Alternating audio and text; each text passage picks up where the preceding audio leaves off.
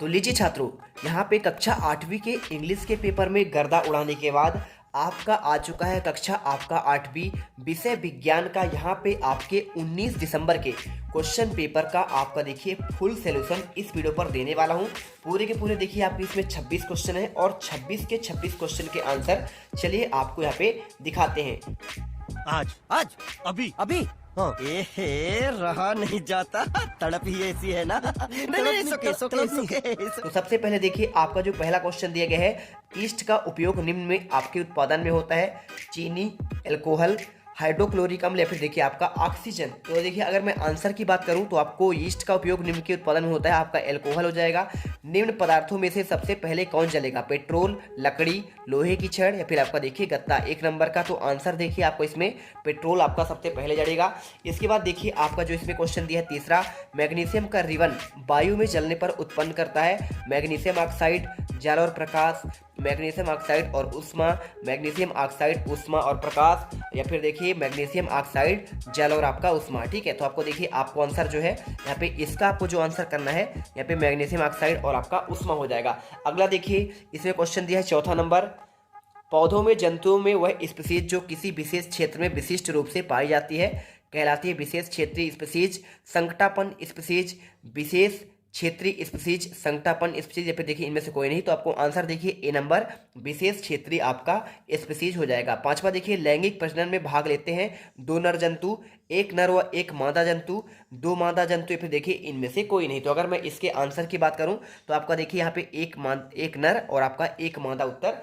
सही हो जाएगा। चलिए थोड़ा सा जूम कर लेते हैं आपके पेपर को जिसे आपको क्लियर दिखे। यहाँ पर देखिए आपको छठा नंबर 6 से आपके 10 तक क्वेश्चन एक नंबर के आपके इसमें आपके रिक्त स्थान दिए गए हैं। ठीक है, तो अगर चैनल पर पहली बार विजिट कर रहे हैं तो जीत मिडिल क्लास को फटाफट सब्सक्राइब कर लो, क्योंकि इंग्लिश के पेपर में बिल्कुल आपने यहाँ पे धुआं उड़ा दिया है, गर्दा उड़ा दिया है। तो चलिए यहाँ पे अगर आप जो है ना इस वीडियो का आपका टारगेट रखते हैं 1 के आपका लाइक का, फटाफट लाइक करिए। बढ़ते हैं देखिए, कास्ट कोयला वायु में चलकर कार्बन डाइऑक्साइड और क्या उत्पन्न करता है? देखिए सिंपल से क्वेश्चन है, आपका यहाँ पे उत्पन्न करेगा आपका उष्मा। ठीक है, तो आपको जो है यहाँ पे उष्मा करना है। इसके बाद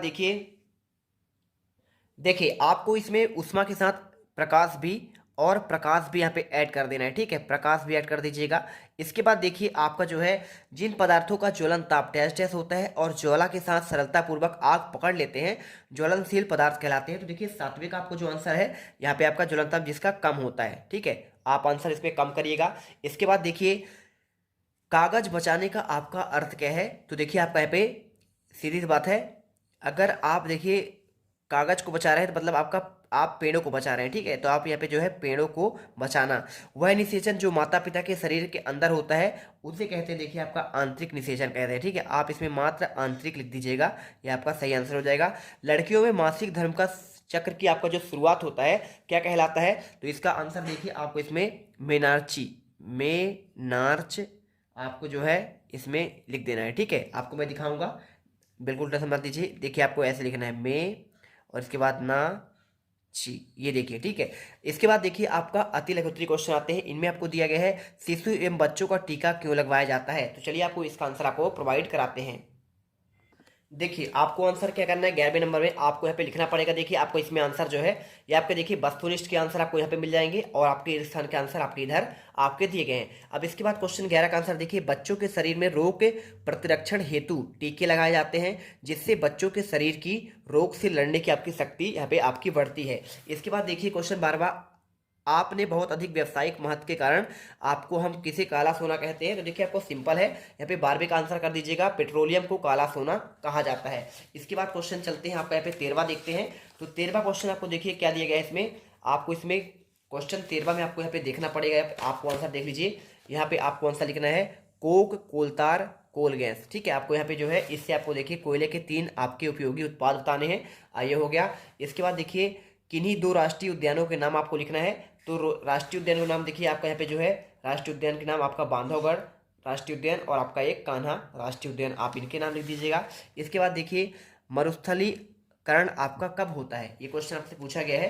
तो इसका देखिए आंसर आपका बहुत सिंपल है, आपको इसमें लिखना है जब उपजाऊ जमीन रेगिस्तान या फिर देखिए अर्धशुष्क क्षेत्रों में आपका बदल जाता है तो आपका यहाँ पे देखिए क्या हो जाता है, वो आपका मरुस्थल कहला जाता है। तो आप इसमें मरुस्थल बन जाता है। ठीक है, आपको ये लिखना है, बन जाते हैं। आप ये आंसर कर दीजिएगा। इसके बाद देखिए आपका जो क्वेश्चन नेक्स्ट आपको पूछा गया है, मनुष्य में गुणसूत्रों की संख्या कितनी होती है। तो देखिए आपको जो आंसर इसमें लिखना है, 16 का 23 जोड़े होते हैं, अर्थात आपके 46 गुणसूत्र होते हैं। देखिए जोड़े मतलब एक जोड़े में 2 होते हैं, तो 23 जोड़े में आपको यहाँ पे 46 गुणसूत्र आपके हो जाएंगे। इसके बाद देखिए आपके लघुत्तरी क्वेश्चन आते हैं 17 से। आपके देखिए यहाँ पे कितना आपका दिया गया है, यहाँ पे देखिए। चलिए तो देखते हैं आपका क्वेश्चन 17वें का आंसर। तो 17वें का आंसर आपको कैसे लिखना है, आपको आंसर जो है यहाँ पे आपको मिल जाएगा। ठीक है, सिंपल तरीके से आपको आंसर यहाँ पे करना है। देखिए अगर कोई किसान अपनी फसल भंडारण से पहले सुखाना भूल जाता है तो उसे कई तरह की समस्याओं का सामना करना पड़ता है। फसल में नमी रहने से सड़न, फफूंद, दाग धब्बे हो सकते हैं।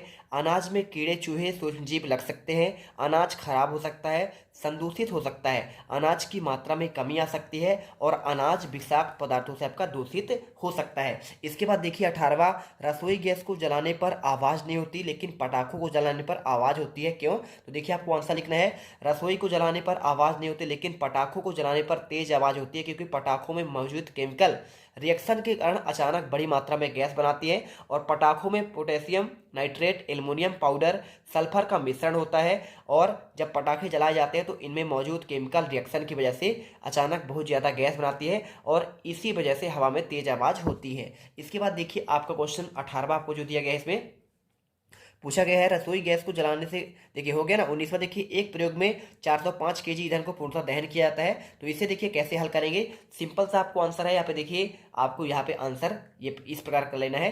अब इसके बाद देखिए पूरा आप करेंगे तो आपका 40,000 किलो जूल आपका इसमें उष्मीयमान निकल कर आ जाएगा। ठीक है, ठीक है, आपको यहाँ पे जो आंसर करना है। इसके बाद देखिए आपका जो है नेक्स्ट क्वेश्चन 20वां, मुर्गी और मेढक दोनों ही अंडे देते हैं लेकिन दोनों में निषेचन की क्रिया अलग अलग प्रकार से होती है, क्यों। देखिए तो आपको उत्तर में लिखना है, मुर्गी के अंडे का निषेचन शरीर के अंदर होता है जबकि मेढक के अंडे का निषेचन पानी पर होता है। यानी मेढक बाहरी बाहरी होता है और मुर्गी अंडे का खोल सख्त होता है, जबकि मेढक के अंडे खोल सख्त नहीं होता बल्कि वह मुलायम जेली जैसे पदार्थ से सुरक्षित रहता है। तो आपको उत्तर यहाँ पे लिखना है। इसके बाद देखिए आपका 21वां, निम्न में से जरायु जंतु और आपका अंड प्रजक जंतु बताइए। देखिए बहुत सिंपल है, जरायुज मतलब होता है जो आपका बच्चे जन्म देती हैं, ठीक है, छोटे बच्चों को जन्म देती हैं, और अंड प्रजक मतलब जो अंडे देते हैं। अब आपका इसका आंसर भी बहुत सिंपल है, चलिए आपको हम दिखाई देते हैं आंसर, ठीक है, क्योंकि आपका मेरा यहाँ पे पूरा लिखा लिखा आंसर है। देखिए आपको 21 का आंसर आपको यहाँ पे लिख देना है। देखिए जरायुज में आपका मानव, बिल्ली, हाथी, घोड़ा, कुत्ता, ये देखिए आप सभी बच्चे जन्म देते हैं, देते कि नहीं देते हैं,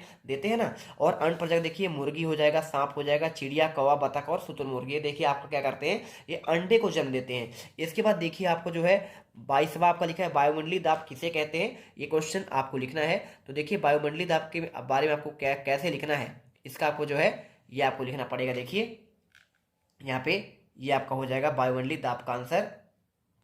ये देखिए तो आपको लिखना है, पृथ्वी के चारों ओर मौजूद हवा के अणुओं को संयुक्त भार से किसी सतह पर लगाए जाने वाले बल को वायुमंडलीय दाब कहते हैं। इसके बाद देखिए आपका क्वेश्चन 23वां आता है। इसमें आपका पूछा गया है, यहाँ पे क्या पूछा गया है, देखिए इसमें गेहूं की फसल उगाने के इन प्रक्रियाओं को सही क्रम में लिखना है। कटाई, गेहूं का भंडारण, सिंचाई, खरपतवार से सुरक्षा, खाद और उर्वरक देना, बुआई, मिट्टी तैयार करना। और देखिए आपको इसे कैसे करना है आपको मैं अच्छे से बताता हूँ। देखो सबसे पहले आपको लिखना है मिट्टी तैयार करना, इसके बाद आपको लिखना है बुआई, फिर आपको खाद एवं उर्वरक देना, फिर आपको लिखना है खरपतवार से सुरक्षा करना है, और इसके बाद आपको यहाँ पे सिंचाई और फिर कटाई और गेहूं का भंडारण। ठीक है, तो चलिए यहाँ पे फटाफट वीडियो को लाइक करिए क्योंकि आपके लिए इतना मेहनत करते हैं। और यहाँ पे देखिए आपका जो है इसके बाद आपको 24वां क्वेश्चन देखते हैं। देखिए निम्नलिखित में हितैषी और हानिकारक सूक्ष्मजीवों में आपका वर्गीकृत करना है। देखिए बहुत सिंपल है, हितैषी मतलब पता है क्या होता है,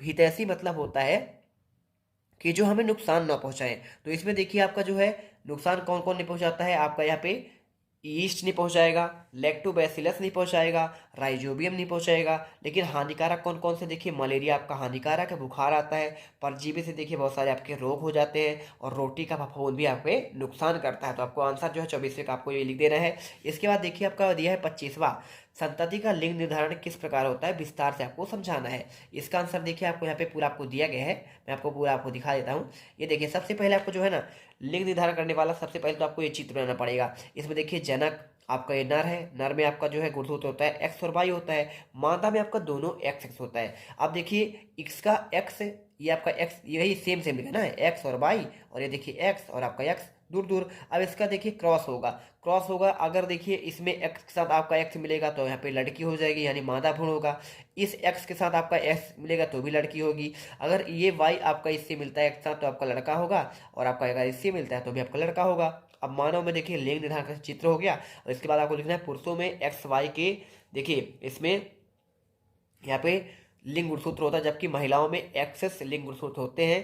पुरुष एक्स और वाई गुणसूत्र का योगदान कर सकता है, और जबकि महिला में अपने एक्स गुणसूत्रों में से एक का योगदान करना होगा। मादा अंडे में एक्स का गुणसूत्र होता है, इसलिए यदि एक्स गुणसूत्र वाला नर युग्मक मादा अंडों के साथ संलयन करता है तब आपका मादा बच्चा होगा। अब इसके बाद देखिए लास्ट दिया है पहाड़ों में वायुमंडलीय दाब क्यों कम हो जाते हैं, कारण बताइए। तो देखिए आपको लिखना है ऊंचाई बढ़ने पर वायुदाब कम हो जाता है, जिससे अणुओं के टकराव की गति कम होती है। इसके कारण तापमान कम हो जाता है। जब आप पहाड़ों की ऊंचाई पर जाते हैं तो वायुमंडलीय दाब कम होता है, क्योंकि वायु शोषण कम हो जाता है, और वायु शोषण की कमी कारण वायु की घनता का कम हो जाती है। तो देखिए आपको इस प्रकार देखिए पूरे 26 के 26 क्वेश्चन के आंसर आपको प्रोवाइड करा दिए गए हैं, और आई होप अब आप जो है ना पूरे 60 में 60 नंबर आसानी से ला पाएंगे।